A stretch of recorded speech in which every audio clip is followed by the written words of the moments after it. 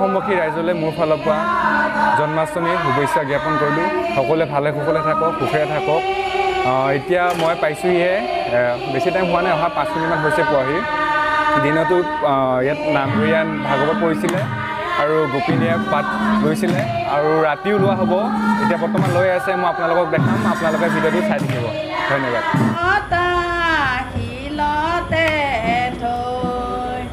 ৰাম ৰাম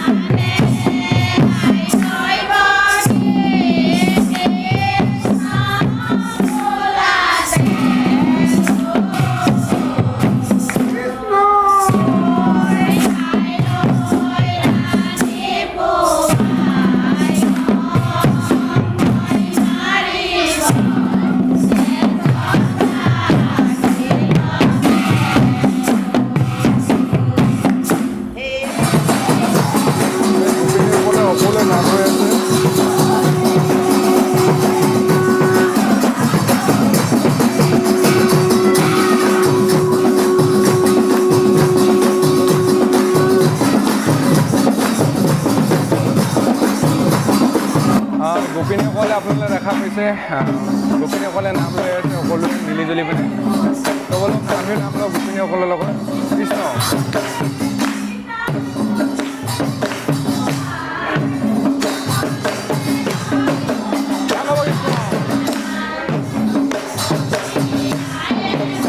নামঘৰত তেনেকৈ নাম লোৱাটো মজাটোৱে বেলেগ।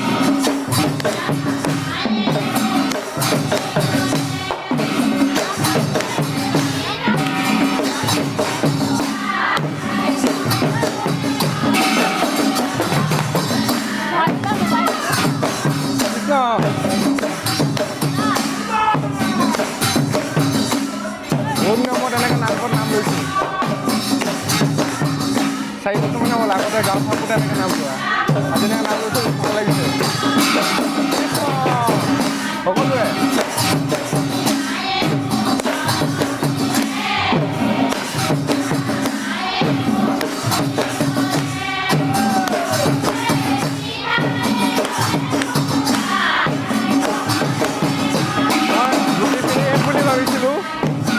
ধুতিয়ে বিচাৰি নাপালোঁ, ক'ৰবাত থাকি কিনে লং পেণ্ট পিন্ধি পিন্ধি ধুতি বিচাৰিছিলোঁ, কিন্তু ধুতি বিচাৰি নাপালোঁ।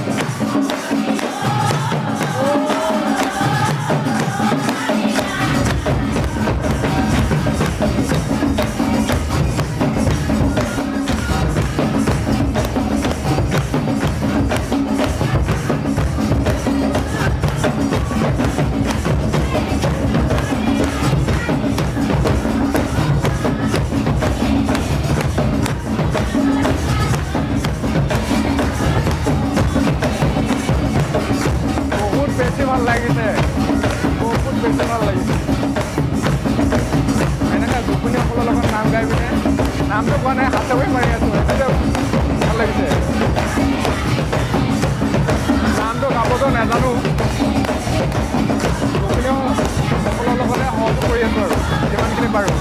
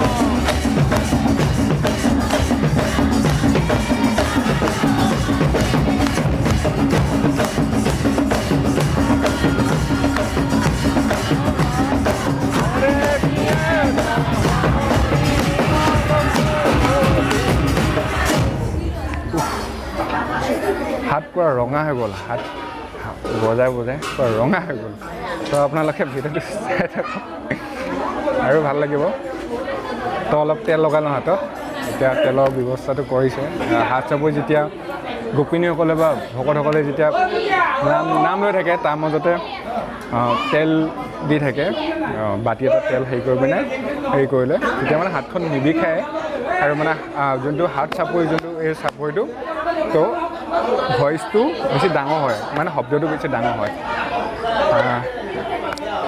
আৰু চাই থাকোঁ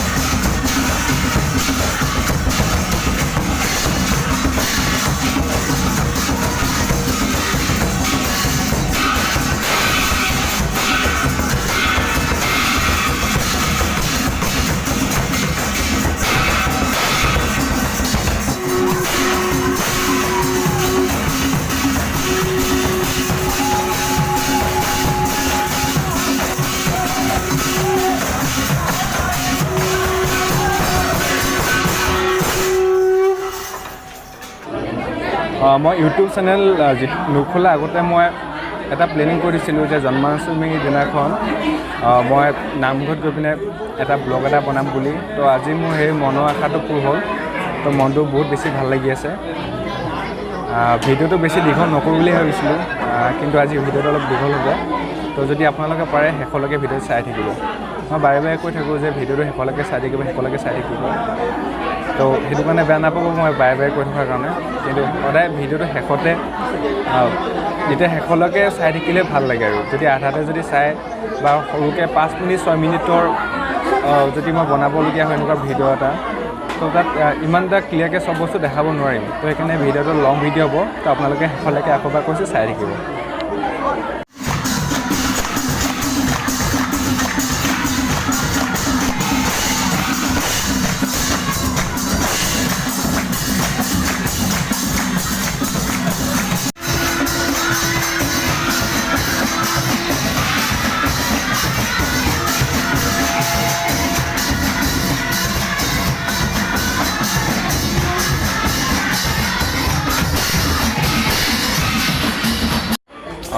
আমাৰ ইয়াৰ নামঘৰীয়া সকলো অসমবাসী ৰাইজকে দুটামান ক'ব বিচাৰিছে। আৰু যোৱা মই যোনটো ভিডিঅ' আপোনাৰ ভাদমহীয়া ভিডিঅ'টো আপলোড কৰিছিলোঁ, সেই ভিডিঅ'টো প্ৰায় অসমবাসী ৰাইজক সকলোকে ভালে কুশলে থাকিবলৈও দুটামান কৈছিলে। আৰু আজিও খুৰাই কৈছে আজিও মই দুটামান ক'ম বুলি। তো মই খুৰাৰ ওচৰত লৈ গৈছোঁ। খুৰাই আপোনালোকৰ সকলো অসমবাসী ৰাইজৰ কাৰণে দুটামান কিবা ক'ব। কৃষ্ণ পবিত্ৰ জন্মাষ্টমী হিচাপে দশম অসম আৰক্ষী বাহিনীৰ সমূহ ভকতবান আই মাতৃসমূহ মিলি ভগৱন্তৰ শ্ৰীচৰণত সমস্ত আই মাতৃ আৰু বাপ বান্ধৱী মিলিত হৈ আমি হৰি নাম স্মৰণ কৰিছোঁ। হে প্ৰভু, সমস্ত বিশ্ববাসীয়ে শান্তি হওক, ভগৱন্তৰ এই জন্মাষ্টমী পালন কৰি ভগৱন্তৰ গুণকীৰ্তন শ্ৰৱণ কৰি সমস্ত বিশ্ববাসীয়ে শান্তিৰে দিন অতিবাহিত কৰক। সকলো কালৰ বেমাৰ বিঘিনি নিপাত যাওক। আৰু যি কৰোণা মহামাৰী ব্যাপকত বিশ্ববাসী সন্ত্ৰাসৰ সৃষ্টি কৰি আছে, এই হৰিনামতে সমস্ত বিশ্ববাসী এই মহামাৰী নিপাত যাওক আৰু বিশ্ববাসী জন্মাষ্টমীত ভগৱন্তৰ শ্ৰৱণ কীৰ্তনতে শান্তিৰে থাকক। এই কামনাৰে আমি দশম অসম আৰক্ষী নামঘৰ প্ৰাংগণৰ পৰা সমস্ত বিশ্ববাসীলৈ আন্তৰিক শ্ৰদ্ধা আৰু ভগৱন্তৰ শ্ৰীচৰণত প্ৰাৰ্থনা জনাইছোঁ। কৃষ্ণ।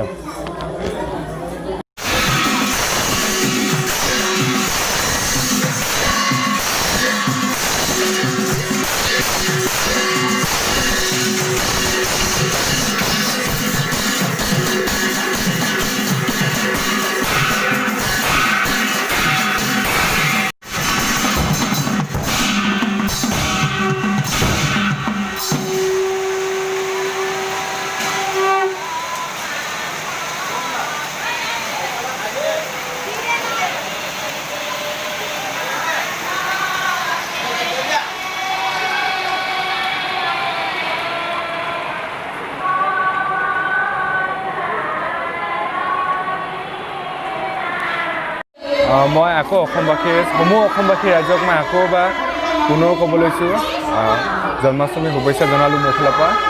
মই ইয়াতে ব্লগটো আজিলৈ শেষ কৰিছোঁ। যদি ভাল লাগিছে কমেণ্টত জনাব। যদি ক'ৰবাত ভুল হৈছে মোৰ তো বেয়া নাপাব। যদি ভুল হৈছে মোক কমেণ্টত জনাই দিব। আকৌ নেক্সট ব্লগত লগ পাম।